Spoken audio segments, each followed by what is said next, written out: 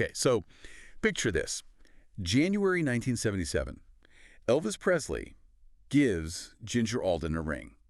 Now, she claimed pretty strongly that he proposed marriage. But here's the question we're diving into today.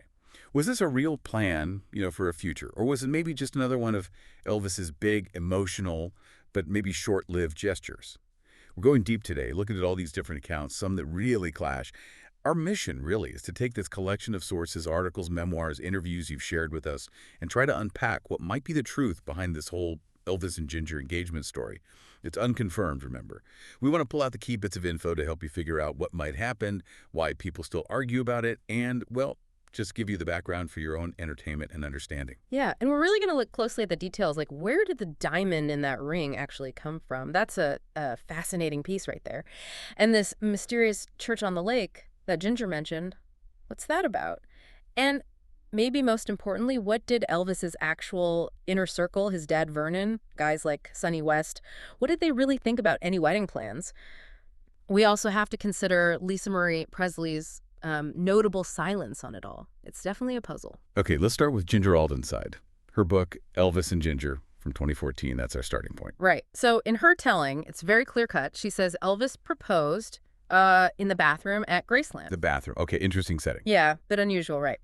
And she says right then, he gave her this diamond ring. And it wasn't just, let's get married sometime. She specifically claimed he said the wedding would be Christmas Day, 1977. Wow, that's incredibly specific. The place, the date. It sounds pretty concrete from her perspective. It does, but that's where things get tricky. Because what's really striking is, despite how clear her memory seems, well, absolutely no one else in Elvis's inner circle, the people around him, constantly ever confirmed these big plans. Not a single one. So nobody backed her up on the Christmas wedding idea? Not that we can find documented anywhere.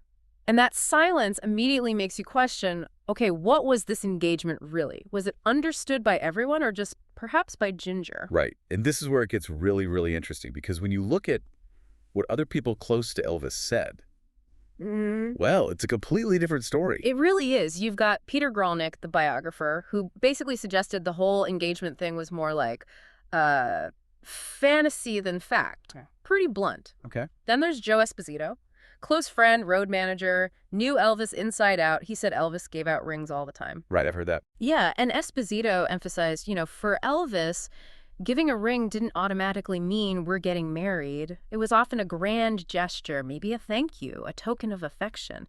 And maybe the biggest tell, Red and Sonny West. These guys were with Elvis for years, part of his security, his Memphis Mafia. Their book, Elvis, What Happened, came out just before Elvis died, full of explosive stuff. Yeah, I remember that book caused a stir. Huge stir. And it mentions nothing. Zero. No talk of a wedding to Ginger Alden. And didn't Sonny West have a pretty strong opinion on Elvis and marriage in general? Oh, absolutely. There's that powerful quote from Sonny West where he basically said, Elvis should have never gotten married in the first place. Now, if you put that in context, it wasn't just a casual comment. It really hints at this feeling inside the circle that Elvis just wasn't built for marriage. Maybe he loved the idea of being in love, the romance of it all, more than the actual day-to-day commitment. That's a really insightful point about his personality, perhaps. Yeah. So, okay, let's zoom in on the ring itself. If it was an engagement ring, you'd expect something. That's specific. Right. You would think so, especially for someone like Elvis. But when you look at the details, well, it wasn't custom made for a wedding. Oh. No, and it didn't have any inscription, like Elvis loves Ginger or a date or anything like that, which is kind of common for engagement rings. And there's no record of any, planning around it. It doesn't really have the hallmarks of a carefully chosen symbol for a lifelong commitment. And you mentioned Elvis gave out rings before. This wasn't a one-off gesture then. Exactly. That's crucial context. He had this history, this pattern. Anita Wood, Linda Thompson, Sheila Ryan, they all received significant rings from him during their relationship. So the ring for Ginger, while no doubt valuable and given with feeling, kind of fits into this established pattern. It looks more like another keepsake, a significant gift, rather than the unique engagement ring marking a definite plan to marry. But hang on, there's something even wilder about this specific ring, isn't there? Something about where the diamond came from? Ah, yes. This is maybe the most telling detail of all. It's really quite something. Elvis apparently took a diamond out of his own TCB ring. His taking care of business ring. The one with the lightning bolt. That's the one. The TCB ring wasn't just jewelry. It was like his personal logo, his motto, representing his whole way of operating his inner circle. It was deeply, deeply symbolic to him. Wow. So the fact that he'd take a diamond from that ring, his personal symbol, instead of just buying a new diamond for Ginger, well, what does that suggest? It sounds impulsive, maybe? Not like planned out engagement ring shopping. Exactly. It feels much more like a spur-of-the-moment thing, an intense emotional gesture, perhaps. Like he was giving her a piece of himself, maybe, rather than formally planning a future together. If marriage was seriously on the table, wouldn't he get a new stone? Something just for her, for that purpose? It really makes you think about the intention. Okay, and then there's this other romantic detail. Ginger mentioned the church on the lake. She said, Elvis pointed it out, said that's where he wanted to marry her. Sounds lovely. It does sound very romantic, doesn't it? Like something out of a movie. But just like the wedding plans, this church seems pretty elusive. Meaning? Well, no one else ever confirmed hearing Elvis say this. No one could ever pinpoint which church it was supposed to be.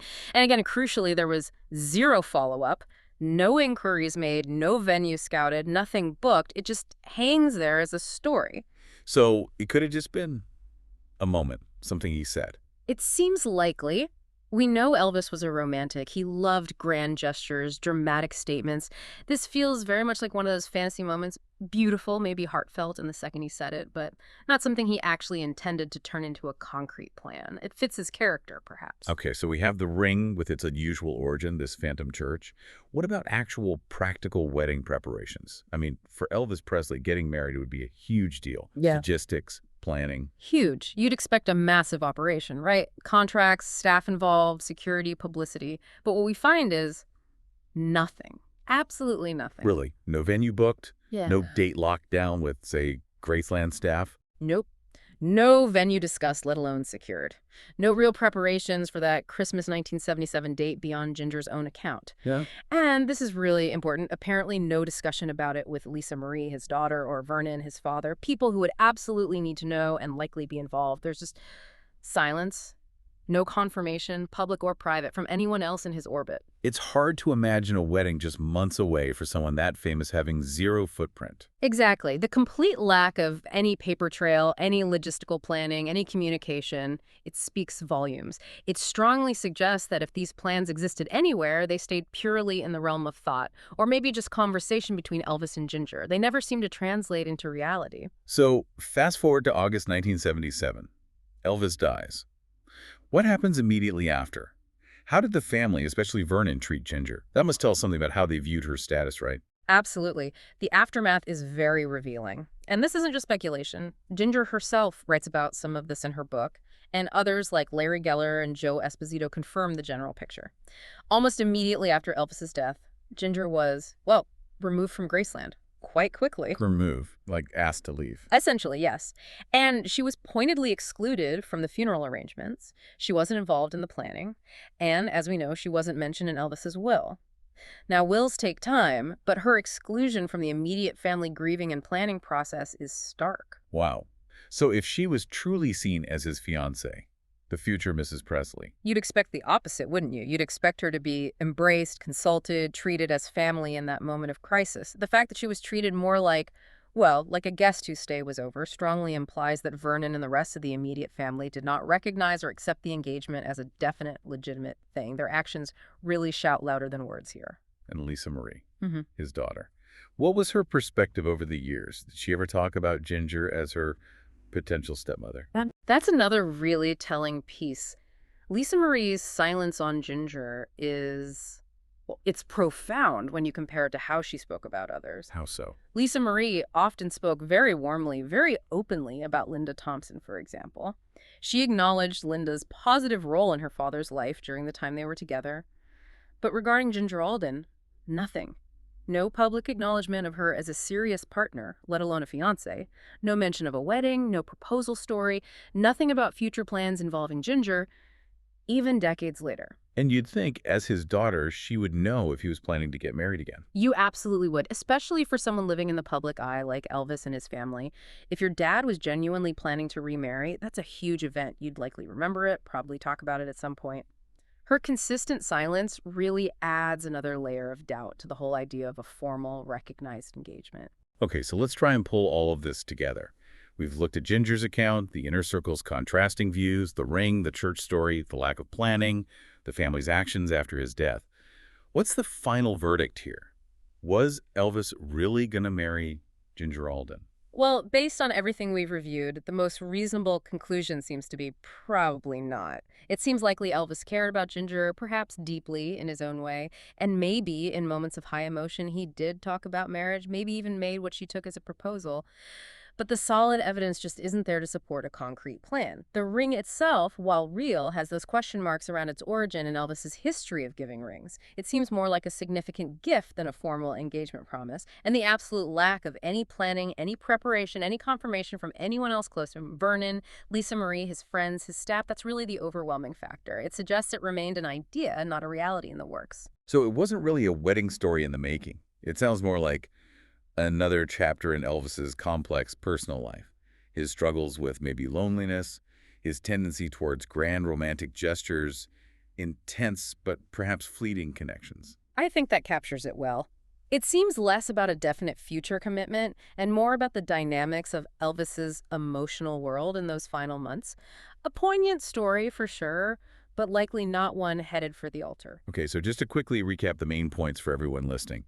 We heard Ginger Alden receive that diamond ring, yes, but the diamond came from Elvis's own symbolic TCB ring. Right, a very unusual detail. And despite her claims of a proposal and a wedding date, there's simply no evidence of any actual plans being made, no venue, no family involvement confirmed. A complete blank on the logistics front. And then, after Elvis died, his father Vernon had Ginger removed from Graceland and excluded her, while his daughter Lisa Marie never acknowledged any engagement plans. Actions and silence that speak volumes, really. So we put it to you, our listener. Thinking about all this evidence, the claims and the contradictions, what do you think? Was Elvis genuinely intending to marry Ginger? Or was it maybe, as it seems, a very intense emotional gesture that looked like a promise but wasn't quite one? Yeah, it's definitely something to ponder as you explore these kinds of stories about iconic figures, how memory, emotion, and different perspectives shape the narrative we get years later. And maybe it leaves us thinking about that famous line Elvis sang, "Wise men say only fools rush in." Makes you wonder.